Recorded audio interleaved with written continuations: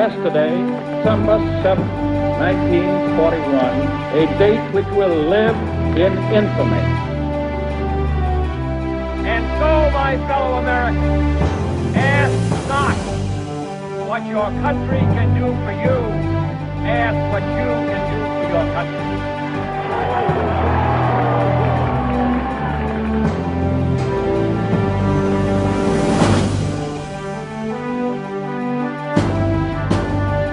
Welcome. The show is in honor of, and it's a show for veterans, about veterans, and for their families as well. What I'd like to start off the show and talk about the organizations, the American Legion and VFW. These organizations are very important to all veterans, but more important are the people that make it work. Now, my three guests that I have are actually two guests, and my co-host here are three gentlemen that make this system work. They volunteer their time, their hearts and souls are nothing but veterans that they can talk about. They really make it work for everybody. And with that, I'd like to welcome Frank LaMarsh, Vice Commander of New York State, past Commander of New York State, Frank Peters, and of course, Paul Dietrich, who's VFW, as well as American Legion. Yep. So, okay. And Korean War veteran. And Korean War veteran. God bless. Gentlemen, welcome. Thank you. What I said, I meant very, very much. I know the three of you gentlemen for a number of years, and everything in your makeup is to benefit veterans. And to see the way that you care about the veterans, the way that you embrace them and you embrace their problems is so important. And the way that you bring the message back to the organizations to the point where you ran the organization in New York State. And Frank, you will be soon, I hope. But, so do I. Okay. Let's start with you, Frank. Give us a little uptake on what's going on with the American Legion. Well, I'm not sure that everybody's aware of it, but the American Legion is the largest veteran service organization, office in the entire world. Our focus is on helping veterans, making sure that the veterans of our great nation get what they've earned, what they deserve, and to make sure that if there's a veteran that needs help or assistance with anything, we're there to help them. That's our focus. I mean, we want to make sure that our veterans do in fact get their just due. Okay. Founded upon the four pillars of service, like Frank said, with veteran rehabilitation and advocating for strong national defense. We also get very involved in the communities and with our children and youth programs and Americanism programs. Like I always say, the community sees us for Americanism. They see us at memorial services. They see us attending parades. The children and youth programs are out there. We'll talk a little bit about Boys State and the high school oratorical contest, scholarship programs for our children and youth. But when you get to the level that Frank is just arriving at, or where I got to serve the organization, you get more involved with the rehabilitation and the benefits that our veterans, today's veterans, have earned for themselves. And as Paul was saying before, you know, we have a veteran service office in New York City, and you don't have to be a member of the American Legion to see an American Legion veteran service officer. That's something that you earn through your service. And if you become a member of the American Legion after seeing a service officer, I like to say more power to us, because that's how we increase our membership, and that's how we get our message out to the public. And for those that don't understand what a service officer is, basically a service officer is an expert on handling the applications and the paperwork involved to go to the VA or to any of the other types of benefits that are out there to get the claims processed. And a lot of people do not do their own taxes because it's complicated. The same exact thing applies with the VA. This is a complicated legal procedure. You want somebody who is a certified service officer to help you with that procedure. and to get it into the right place at the right time so that you can get what you earned, your benefits that you earned in a good time. Right. We were talking a little bit earlier, and Frank, you mentioned that the whole concept of the VA, everything actually came from the American Legion. Well, the American Legion did author the GI Bill of Rights. And one of the things, Frank and I were talking the other night about membership in the Legion and other veterans organizations. And one of the things Frank said that to me was something that I really had never heard it before was, don't think of your dues as an expense. Think of it as an investment. And I thought that was, I mean, that really, really, to me, spelled out exactly what we're all about. You know. Yeah, because you're supporting an organization. Nationally, we have 2.3 million members, and that's on a decline. Not too long ago, we had 3 million members. So you can imagine, when I went around as a state commander and I would speak to the counties, I would say, how do we lose so many members in such a short period of time? And it's because of the World War II veteran that joined this organization and made this organization as great as it was. Now, we're a World War I veteran service organization. We were chartered by Congress following World War I. And the concept that the American Legion evolved from was a unified voice of advocacy. They knew that veterans returning home often faced immense challenges trying to readjust into civilian life.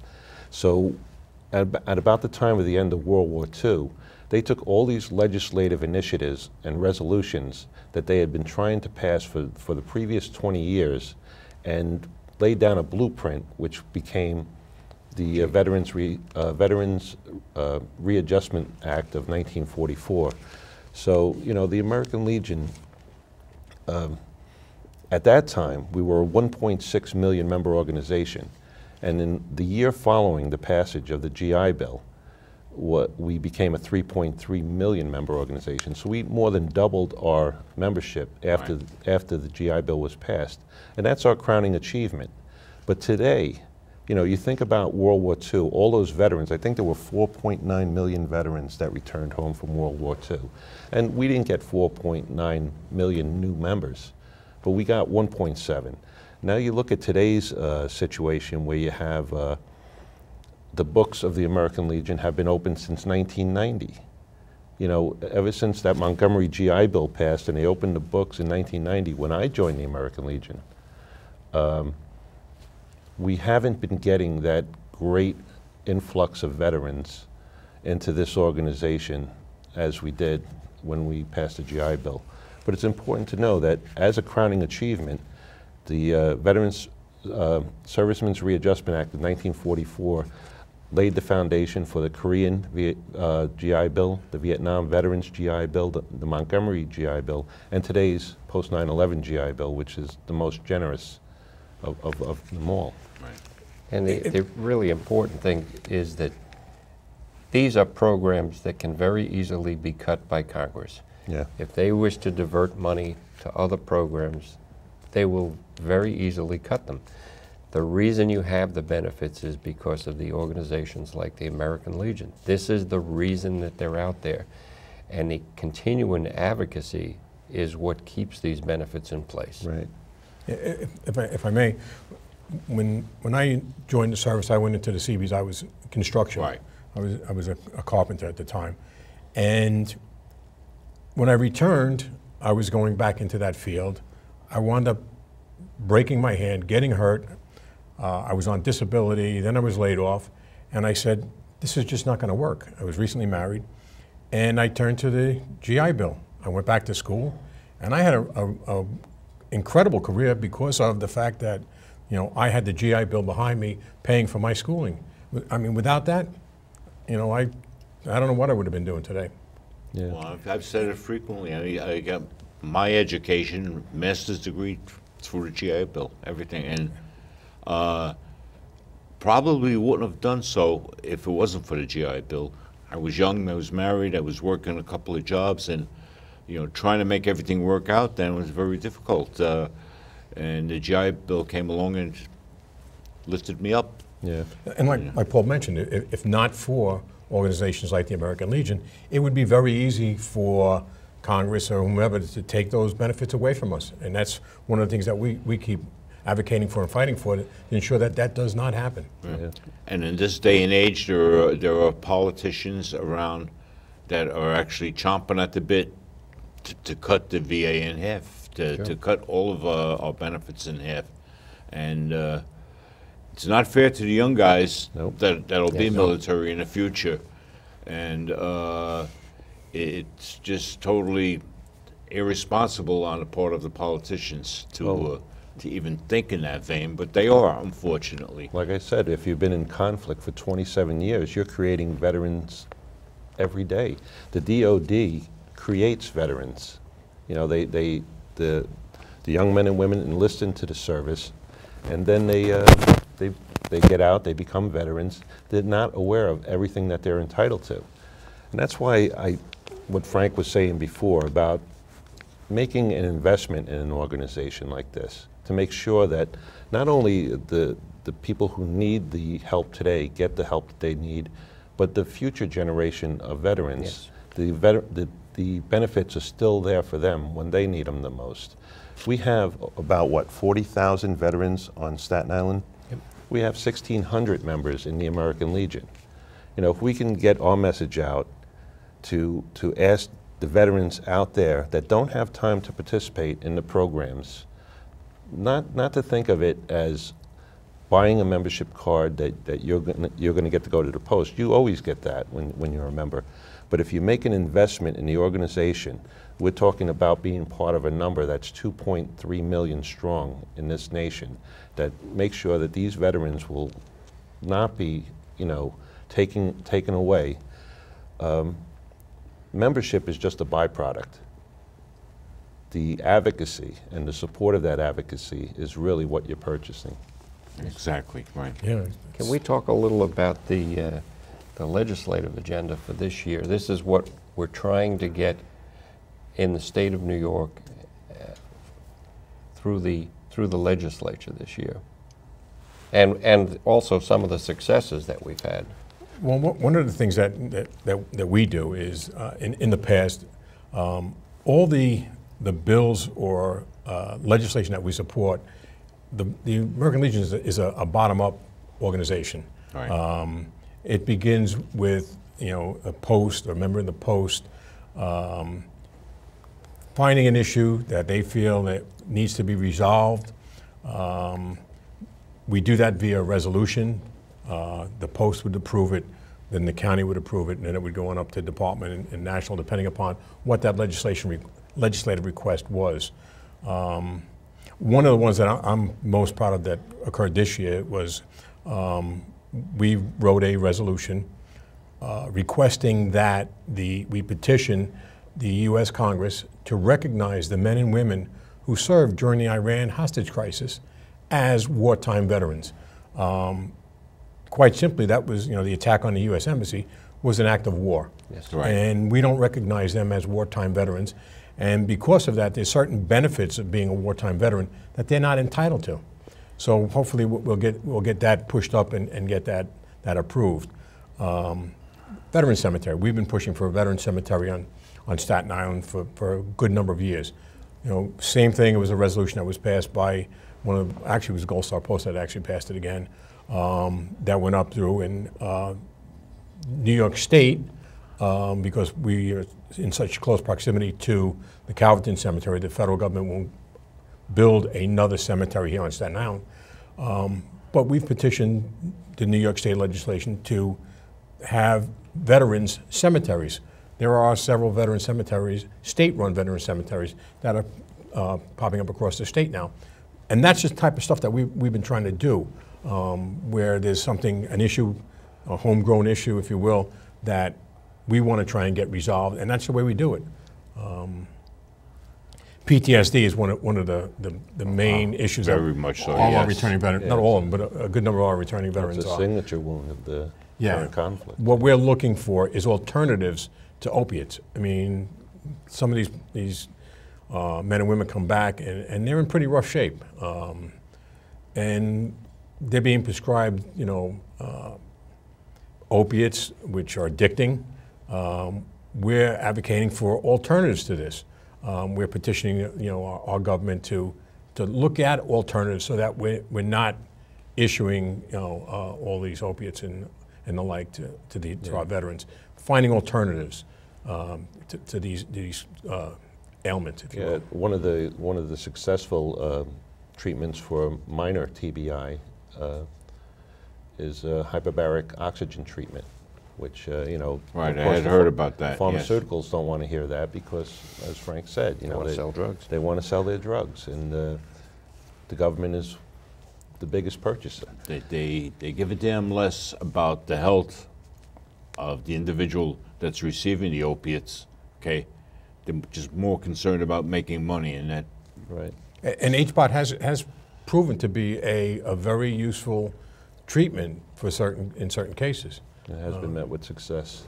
And Frank also spoke about the one resolution to recognize the Iran-Contra crisis, hostage crisis, as a wartime service. That did pass the state convention committee, and will be presented next week at the national convention. So we're very proud of that, coming from Staten Island. As I said at the beginning of the show, that the three of you have been, in a lot of cases, the backbone of getting things done, and having it initiate from Staten Island and go to the rest of the state. Right. And raising the profile of fellow Legionnaires that are from Staten Island on the department level. We've been very successful in that.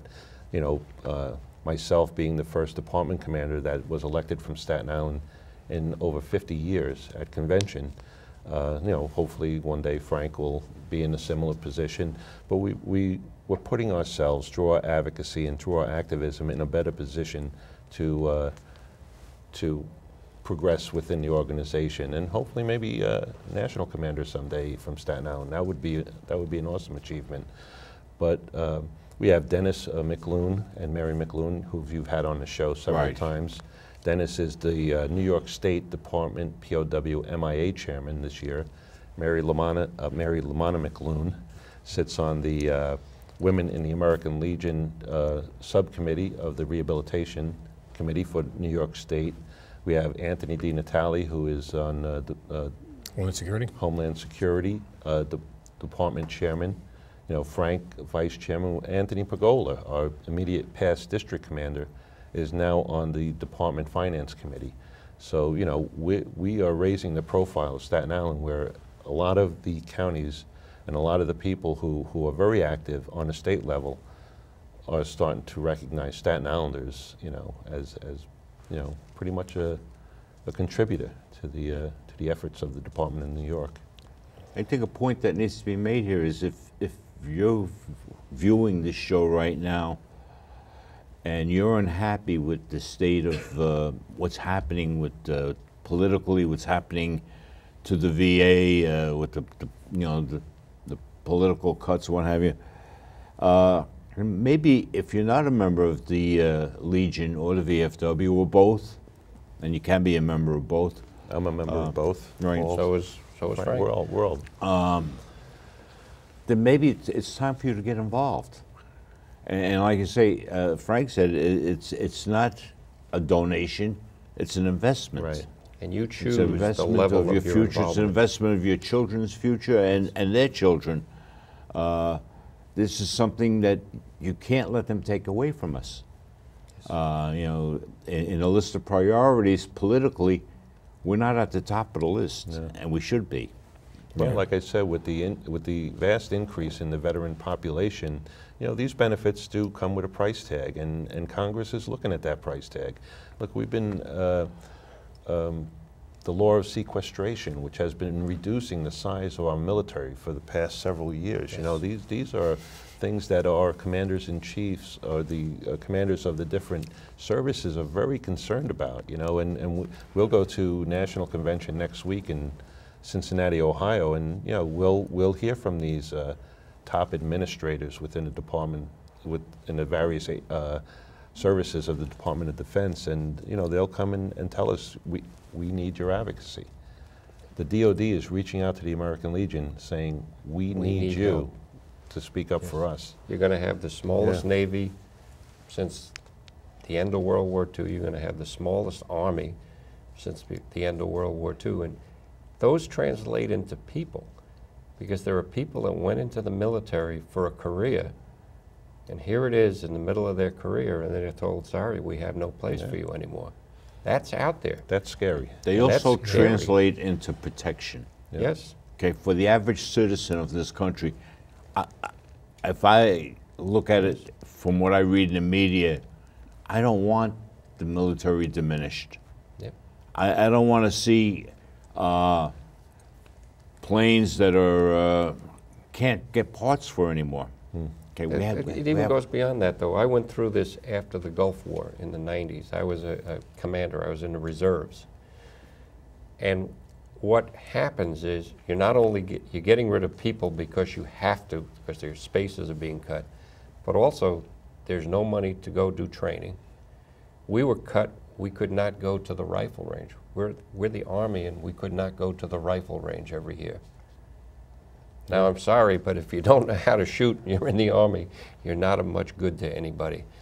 These are real things that are happening that if somebody doesn't fight against, you're going to have an Army and you're going to have a Navy that are hollow, and an Air Force and a Marine Corps. And there just won't be anything there when you need them. You're taking what was once the most respected military in the world, and you're diminishing it, and to the point where It will not be effective. I hate to even use this phrase, but ISIS is spending more money on their military efforts than we spend on ours, and it's pathetic. We're still the greatest fighting force in the world. I think we can agree to that. But Yes. you know, it's where are we going? That's the question. Well, we can't diminish it anymore. Right. No. Okay. How does somebody get involved? How does somebody get in touch with the post or? Well, you know, Staten Island, we have 10 American Legion posts. Not all of them have their own post home, so to speak. Like Gold Star Post, we have a post in Travis. You got the Merle Post on Cary Avenue. Cary Avenue, West Brighton. You got Cispino Russo on McLean Avenue, and Shisham Post right in Elm Right. Park. Those are the 4 post homes, American Legion buildings left on Staten Island. And then you have other posts that meet at churches, or I think Kelsgrenny is meeting now at Moravian. A couple of them meet at the Beauvais, I believe, Elks is meeting at Lodge. the Elks. Yeah. So, you know, we're around, and, you know, losing our post and diminishing in size is not a good thing, you know, for any organization. So, yeah, I mean, you could reach out to me personally. You know, I'll put you in the right direction if you want to get involved with the organization. I always said the American Legion is an organization where you can be as active or as inactive as you want to be. Like I said, you know, we're always looking for people to step up and provide leadership within the organization, and we'll mentor you to that regard. But again, just to keep that number strong, we have 1,600 members around that ballpark in Staten Island. We don't have 1,600 active people. That would be a wonderful thing. But that's not the point, and that's not what really matters. What really matters is put that membership card in your pocket, feel good about being part of an effort, part of an organization that is doing so much good every single day. It's not what you see on Staten Island. You know, you may see a group marching by in a parade. You may chance upon a memorial service, but the work that this organization does with the other veteran service organizations to provide for our veterans that need it the most, those in our rehabilitation programs. You know, we have other programs like Operation Comfort Warrior. I mean, we could have a whole show dedicated to that, or Well, maybe we should. National Emergency Fund. You know, we can schedule other shows where we can come in and talk about temporary financial assistance. Yeah. The National Emergency Fund is a $1,500 grant to any Legionnaire who suffers from the results of a natural disaster. Like Folks in Hurricane Louisiana, Sandy. I'm sure could use Or that right now. Louisiana right now, yes. Like in Louisiana, there are American Legion members that are subscribing to the National Emergency Fund, and that's just an immediate financial assistance. You'll get the money almost immediately within a day or two. of filing for it. It's only $1,500. That might have even increased to $3,000 now they think about it. But that's just so you can provide Get lodging, back on your feet. get lodging, food for your family, something immediate. Yep. You know, it's not meant for the long term, but we do have temporary financial assistance programs where there was some Army, some soldiers up by Fort Drum who their residence burned down. They lost all their uniforms, and the government, I guess they don't give you uniforms if you lose them. You have to purchase them out of your own pocket. So the American Legion was able to step up in that regard and purchase uniforms, new uniforms, through the temporary, not the temporary financial assistance program, to make sure that these soldiers had what they needed. Along those lines, right after Hurricane Sandy devastated Staten Island, we received a lot of donations from posts and members around the country. And what we did here on Staten Island was we gave out, and I forget the exact number, it was somewhere between 20 and 30 gift cards to veterans. You didn't have to be a member of the American Legion, but it was a $500 gift card, you know, just to help get you back on your feet, you know, for whatever you may need that for. And that's what we do. That's what we're about. We're about helping veterans. Right. Yep. And just to re-emphasize a point that I said earlier, and like Frank had mentioned now, you don't have to be a member of the American Legion to get help. Yes. Just ask. We are here for every veteran. If you join the organization, that benefits us. But if you don't think that stops you from being able to come to the American Legion and apply for your benefits. We're here to help every veteran. You know, also, when you think about joining an organization like the American Legion, you know, I guess an analogy I'd use is if I went to Congress by myself and said, I need this benefit alone, what chance do I have of getting that? If I go to Congress with 3 million voters, you could rest assured that that's going to get some attention. And their families. Right. And their families. You could rest assured that's going to get some attention. Yes. Aside from the American Legion, we do have our, you know, American Legion Auxiliary and the Sons of the American Legion. So when you tag those Riders. And the American Legion Riders, these groups within the American Legion family, that now when the national commander goes to Congress, he can say, I represent an organization that pretty much branches out to about 4 million members on top of that. We need our family members. Well, we're coming to the close of our half hour, but what I'd like to do first of all is to invite you to come back and continue this discussion, because obviously we're only midstream to where we could be, and there are a lot more things that we can discuss. Also, I'd like to give out some phone numbers where people can reach out and contact Paul. If there's anybody out there that needs help, needs to talk to a service officer, they can call me and I will direct you to the certified service officers here in Manhattan. The number is 718-698-5269. You can call me, leave me a message if I'm not home, because I may be here on television again, but just leave me a message, give me your contact information, whether you're a member or not. If you're interested in joining the organization, again, call the same number, 718-698-5269. We have posts throughout Staten Island. I'll direct you towards one that's closest to where you live. Excellent. I can give you Gold Star Post number. It's 718-983-7675. If nobody's there to answer the phone, you can leave a message on the answer machine. Okay. I'm a little more tech savvy, so if you send me an email at frankjpeters@aol.com, I'll respond. And if you need any information about joining the organization, I'd be glad to help you out and welcome you aboard. I can't thank you enough for being here, and I want to reiterate, I'd like to have you come back and let's continue this discussion. Yeah. I know maintaining everybody's schedule is difficult, but we can make it happen, I'm sure. You're watching in honor of, we really appreciate you watching. We love you for watching. We will continue to bring you shows that will benefit veterans and their families and keep things going in a positive direction for the veteran. Thank you for watching in honor of. We love you.